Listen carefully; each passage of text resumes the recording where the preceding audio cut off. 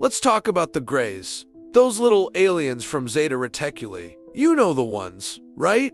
They're like the classic alien you see in movies. Big heads, big eyes, and kinda creepy vibes.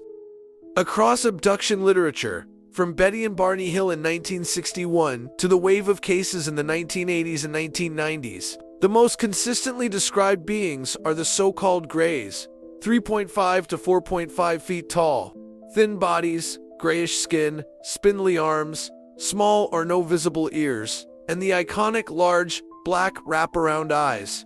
In many accounts, they move in groups, communicate telepathically, and show little overt emotion. They are often described as operating in sterile, clinical environments, sometimes aboard disc-shaped craft, and sometimes alongside taller versions of themselves, sometimes called tall Greys, who appear to supervise procedures.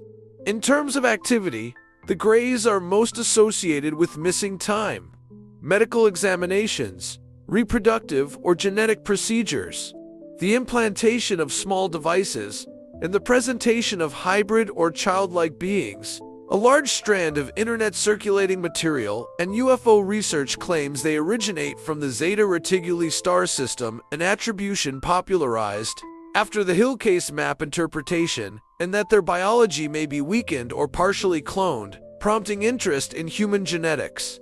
In some narratives, they are not acting alone, but are part of an interstellar consortium or working with elements of human black projects. Are they benevolent or malevolent?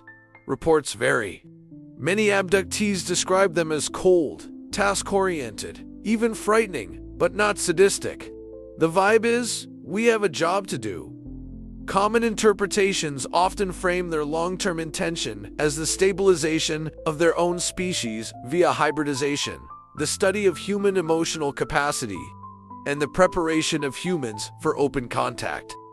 A smaller but persistent thread says some Greys may be bioengineered workers of a higher race, which would explain their lack of emotion and repetitive behavior. In that view, their relationship with humanity is transactional. We supply what they need: genetics, emotional data, environmental samples, and in return, we are slowly upgraded, monitored, and readied.